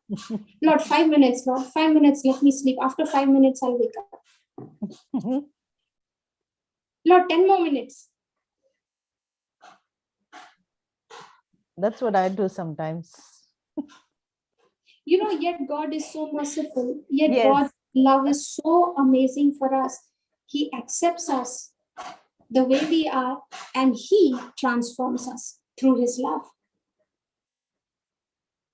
So what kind of things are we taking possession of? The things that Jesus has declared in His word, or the systems and standards of the world? When Jesus said, when you give food to the hungry, when you give drink to the thirsty, when you give clothes to the naked, when you go and visit the sick and the prisoners, all that you did it for me. How many of us take possession of that and we step out to feed the hungry, to give a drink to those who are thirsty? How many people, those who are thirsting for the word of God, are we reaching out? How many of us are taking possession of what God has done for us? See, when somebody invites you, for a Bible study class, do you say, God willing, I will surely come? Do you say, I will keep you, I will keep you in prayers? Do you say that? We hear that often. Yes. No, if your own family member is getting married, and are you going to say the same thing? God willing, I will come. I will keep it in prayer. I will consult the Lord. Let me take this matter to the Lord. Correct. Those things I don't want to even consult. Those things I don't even want to take it in prayer. Even before the bride and the bridegroom comes, I am the one first present over there. Yes. So confident. Yeah. So what are the things we are taking possession of? So what is connected to me, I'm confident. And what is not connected to me, I have to keep it in prayer. What is comfortable and what is convenient for me, I'm committed to it. We are good in taking possession of certain things that is our own desires. And here Jesus is saying through the scripture, come on, I have finished it for you, and now all that is needed for you to go and take possession of it. And how do you, what tool do you use to take possession of His word, of His promises? Your faith. Amen. And what is faith? When you change your thinking and you start believing those things that you can't see, but they are recorded in the Bible, you've got spiritual evidence. And you start taking those words, you start thinking those things, you start speaking those things, you start doing those things, you start taking corresponding actions on it. That is faith. I'll tell you, my spiritual growth did not start till I began to believe what he was saying and move into action, even though I was so afraid of making mistakes. Even though I was so afraid of making mistakes, I did not read the Bible from cover to cover. When I began to teach the word, I only started with my testimony and how the Lord changed my life through his word. The more I saw, I took the little which I received and I began to share it with others. I began to move into action. I saw more and more and more came to be added. Amen. That's how Hallelujah. I grew. I'll tell you, when I started my journey, I had only one student. I had only one student, and she used to be working, and our timings would not match. She would be working day shift, night shift, and our timings were very different. And when I would come back home in the evening from office, I would have to wait for her night shift, her timings to get over. She would connect with me at 10 o'clock in the night. From 10 o'clock till 12, we would sit and study, and I would wait for her to come back from work because I have committed that time for her. And why have I committed that time for her? Because I know that this word of God, which has changed my life, this love of Jesus, which has changed my life, it has the potential of changing her life as well. So if I can stretch working in my office for 2 hours, 3 hours on based on what my boss is saying, but what about my Heavenly Father? He does not even tell me to stretch. He does not he does not make any of those demands from me. He's not a taskmaster. But now I am making a commitment to do it, not because I am motivated by fear, but I am now motivated by love. Because his love rescued me and brought me out of the pit, I know what it feels like to be in that pit for that person who's going through. So I am going to go above and beyond, relying on the strength and the ability and the anointing of Jesus working in me to bring that person out of the pit. One person I started with, and little by little, as I began to teach, the Lord began to add people. The Lord opened doors for me to go to different houses and to preach the gospel. Until then, I was only teaching on Skype. From one student, it went to 8 students. From 8 students, it went to 12 students. And now the house meetings opened up. Now I started to get invitations from different hospitals, from different churches to go and preach to them. See, we are good, very good in taking possession of things which is our own desire. My job success, my life partner, my family, my finances, everything I want to take possession of it. But when it comes to the kingdom of God, am I willing to lay aside my agenda and pick up God's agenda? Remember, when you get involved in God's business, God gets involved in your business. Amen. Praise God. Amen. But as long as you are seeking your business, God is saying, I'm going to stay out of it.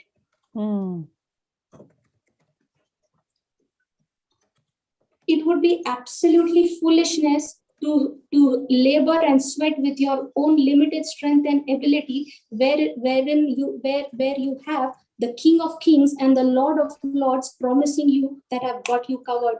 Just believe in what I've done. Praise God. Did it make sense? So much, Florita, so much. Absolutely, sister. Yes. And in simple words. Yes. Praise God. So we have to stop. We have to stop taking possession of worry. We have to stop taking possession of doubt, unbelief, anxiety, offense, bitterness. And this taking possession of all this worry and unbelief will stop only when I start taking possession of what Jesus has done for me on the cross. You know, that white book that you all have, no, which is all the scriptures compiled together. That white book is actually given to you to help you to enter into the rest of God. Amen. Yes. It has been given to you so that you enter into the rest of God. But you know what we think? Okay, the moment I get the white book, I'm going to start firing the scriptures. And as I keep firing the scriptures, I will get the manifestation. No. That is not the purpose. The purpose is you enter into the rest of God through the knowledge of that scripture and remain in that place of rest. And while you are remaining in that place of rest, in that promise, your healing will manifest, your deliverance will manifest. Okay, tell me something. Have you ever been to a hotel? Yes. Not like a one visit, for a stay. Have you ever gone to a hotel for a stay? Yes. Yes. Okay. Now, when you go to the hotel for a stay, now you're going for a vacation, correct? Yeah. You're going for a vacation and you have made a reservation in that hotel. Now, when you are making that reservation in that hotel, are you going to be worried about what breakfast you will get? No. Or does the hotel give you a complimentary breakfast package? It gives you, no? Yes. So you are making a reservation in that hotel. So the moment you enter into that hotel and you stay there, you get complimentary breakfast. But let's say you have entered into the hotel and right at the breakfast time you have stepped out. Now, did the hotel offer you complimentary breakfast? Yes. But you had to stay in that place, no? To be a partaker at that time. Yep. But if you leave the hotel and you go, do you get it? No. That's exactly what we do. Jesus is a place of rest. His word is a place of rest. All I need to do is enter into his promise, enter into his place of rest, and remain seated over there. Make that word of God my dwelling place. And as long as I'm remaining in that rest, I receive my breakthrough, which is complimentary. Jesus has paid the price for it. Amen. Amen. Praise God.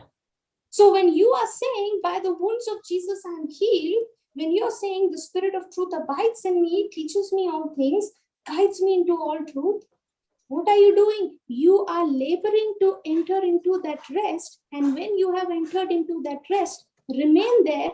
Don't be moved by the symptoms you see. Don't be moved by the failures you experience. Remember, what you are seeing is only for a brief moment. It is temporary and it is passing. Hallelujah. Amen. Thank you. What is Amen. unseen, the healing, the breakthrough which has not yet manifested to your natural eyes, that is eternal and everlasting. And as you remain in that position of rest, you will see the healing and the breakthrough manifest. You will see the wisdom of God start showing up in your life. Thank you. That's how I live.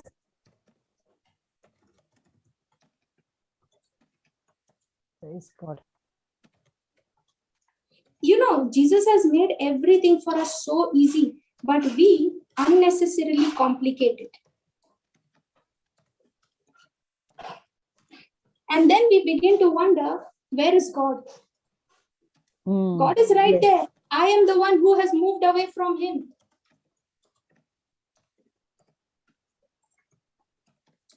So true.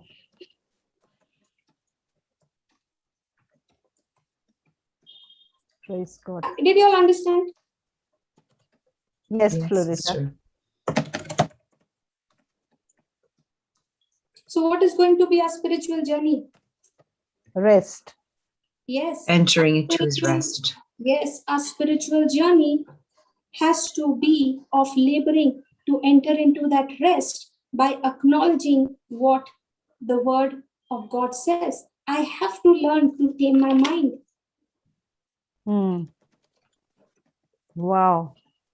Remember, every time you confess a word, no? Okay. Give me Philippians chapter 2, verse 13. I'll take this very quickly, okay? I want to show this to you so that you don't miss it.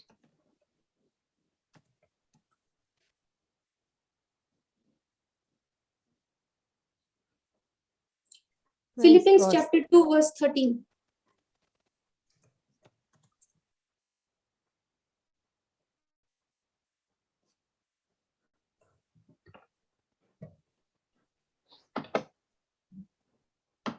Yeah, read it, Sister Maria, please. Okay.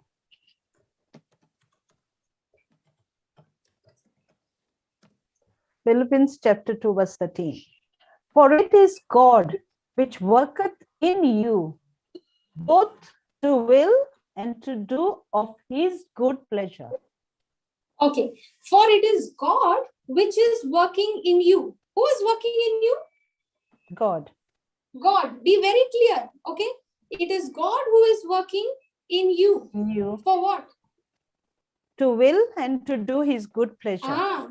To will and to do of his good pleasure. Now see this. For it is God which worketh in you. That means it is not your strength. It is not your willpower. It is not your ability, but it is God which is working in you. For what? Both to will and to work. It is God who is at work within you. He is the one who is helping you want to obey him.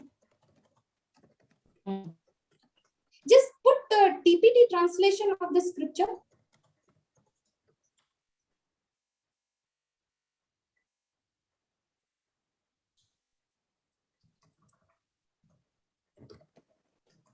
See this. God will continually revitalize you, implanting within you the passion to do what pleases him. Remember, it is God who is at work in you. It is not your strength, but it is God who is effectively at work in you. And when will God be at work? When you are resting in his promise. He is the one who is giving you the willingness. He is the one who is helping you obey what he wants. He's the one who is helping you do what he wants you to do. He is the one who is giving you the energy. He is the one who is creating in you the desire to do it.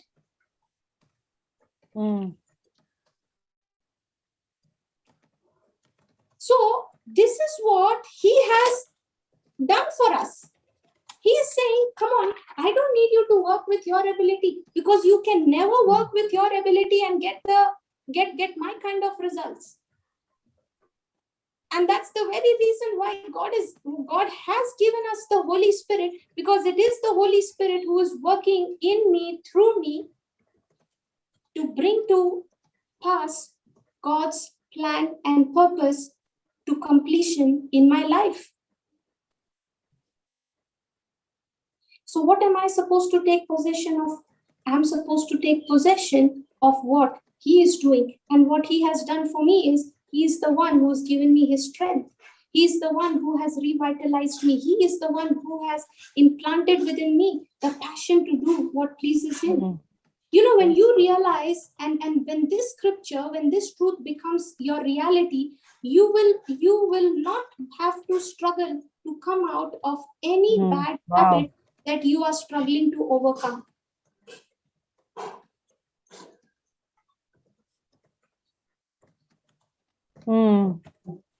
Praise God. We can personalize it as well, can't we, Florida? Yes, absolutely. Absolutely. So Okay, beautiful. put the amplified translation. Let me show this to you. When you see it, you see what it says. For it is not your strength, but it is God who is effectively at work in you. You know, when you realize God is your strength, you will never doubt your effectiveness. Wherever you are, whatever job you take, whether it is cleaning your house or working in your office. Wow. Yeah, that is the spirit of excellence at work in you. The Spirit of God, who's the Spirit of excellence. God who is effectively at work in you, he is the one. See this. It is his strength that is at work in you effectively for what? Both to will and to work. That is strengthening you, energizing you, and creating in you the longing and the ability to fulfill your purpose. For whom? For his good pleasure. Wow. And it goes to Philippians 4:13 as well. Yeah. Ooh. There is not. Awesome. God.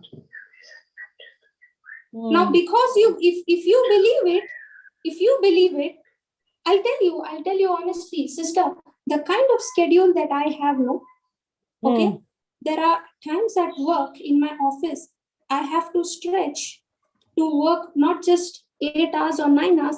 There are times when I have to stretch to 12 hours, 15 hours. Sometimes more than that. Okay. And even after that, there are, there are classes that I have to take in the evening. Yes. Okay. Now, even though I'll tell you that there are certain days in my life at work, the kind of pressure that I have to go through. And when I come back, when I'm coming back to my house from my office, the thoughts are going on in my mind. Today, I'm just not in the frame of mind to preach the word of God. Anyone like me? Have you ever felt? Yes. When I'm going through that pressure?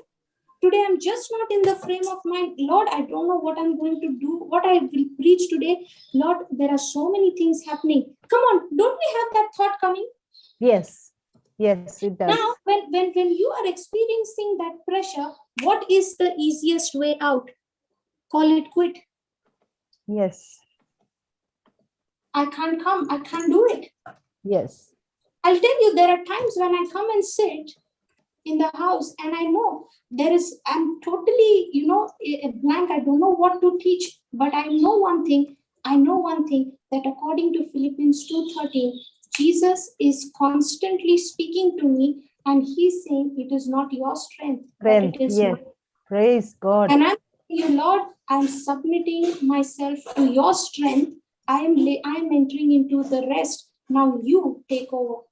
And I'll tell you, those are the days where the classes would go on for so long and there would be so many truths, there would be so many bondages of lies breaking through the power of the Holy Spirit being revealed through His written word.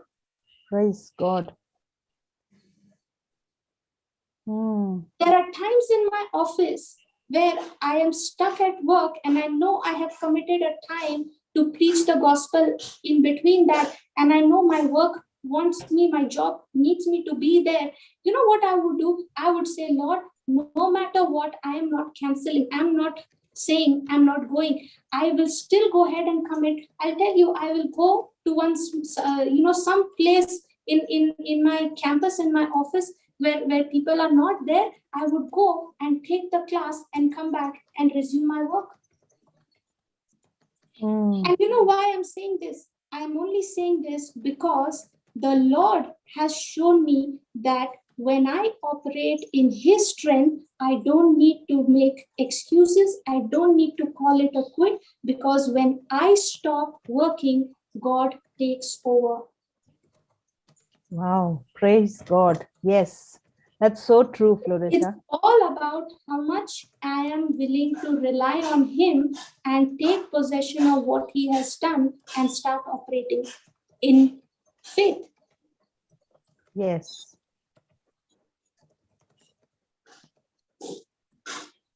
Praise God. So sister, my journey is, if you actually see, if you actually see how I take classes and where I'm taking classes from, you all will be shocked. And you know what? It is very easy for me. It's very easy for me to say I can't. Okay, but at that time, the Holy Spirit reminds me of the truth of whose strength is at work in me. And I don't even have to go any further beyond that scripture. The moment I read that scripture, I bring it to my mind, for it is not your strength, it settles it. No more point of argument. That thought which is raising itself against the knowledge of God has to submit to the word. Praise God. And each one of you, without an exception, has that same anointing that is upon me, on you as well. Hallelujah. The Amen. same Holy Spirit which is helping me is dwelling on the inside of you. The same, there is no difference. Thank you, Jesus. If the Lord can do it in my life, the Lord can do much more in your life. The question is, how much am I willing to yield to Him? Yes. Commitment. The level to which you are willing to submit to Him is the level to which you will rise up. Praise God. Praise God. Yes, any questions? So powerful. Absolutely. Any questions?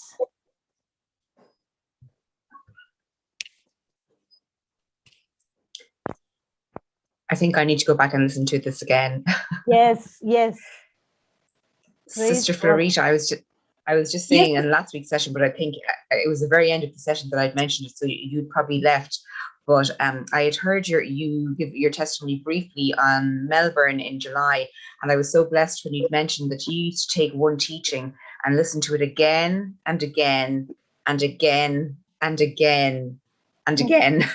Absolutely, yes, yes.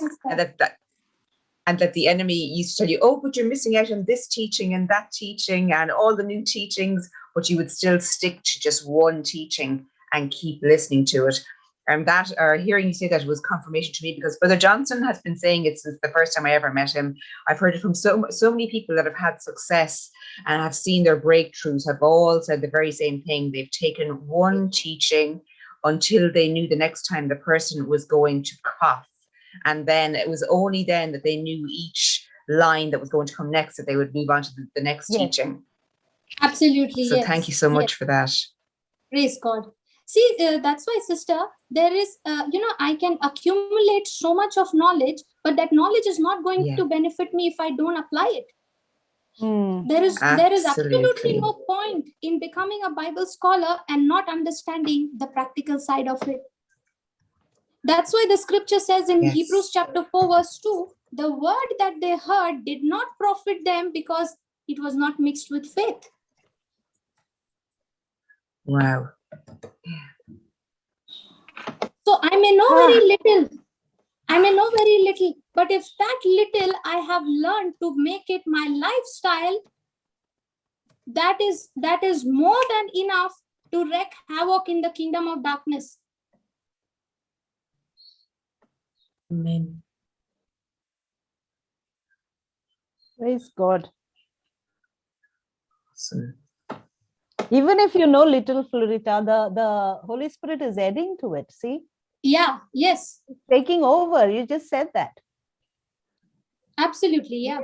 God. Awesome. For unto us, for the whatever you preached. learn, whatever you learn, you must go, you must practice it, you must go and teach it. And I'll tell you, the best way to practice it in your life is to go and teach it to somebody else. Yes. You may not even find people in the beginning. In the beginning, you may not even have people to go and teach to. But the word of God said, Jesus said, go and preach the gospel to all nations, to all creation. Now, even if you don't have people, I used to sit in my room and there were nobody whom I knew I could go and preach. There would be ants, crawling on the floor. There would be some flies, some, dogs and all around my house. I would be preaching. I would be sharing my testimonies to them. And thank God they cannot speak, so they can't even judge me. That's how I would preach. That's how I began to speak the word of God. That's how I began to teach. I would go and I would believe that they are not animals, but I would believe that they are people who I'm preaching to. They are congregations of people I'm preaching to the ends of the earth. Wow. Can you imagine in the real life, when my brother would see all of that, talking to the ants, talking to the dogs, he used to think, what is wrong with my sister? And when he would come and he would see me doing all of that, I would look at him and I would say, praise the Lord, isn't God good? And he would give me one smirk and he would go. And that time he did not know the Lord. But I would still tell him, praise God, isn't it so beautiful to be born again? Praise and God. today he's born again believer. He's a new creation in Christ Jesus. Hallelujah. In the reality, it looked so foolish to do that. But tell me, you know what? In faith, in the spiritual realm, it is not foolishness. Mm. And the devil will want you to believe it is foolish so that you stop it. But faith is beyond all that. Thank you, Jesus.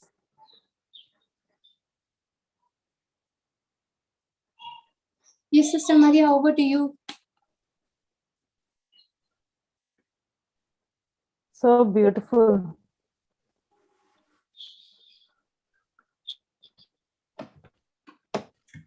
Praise God. Thank you, Florita. Any questions? Thank you, Jesus. Wow. You know, those words are like sharpened sword. The enemy is running away. He has no place to stay here. Praise God. God. So, any questions? All right, let's do the closing prayer then. Ephraim, you there?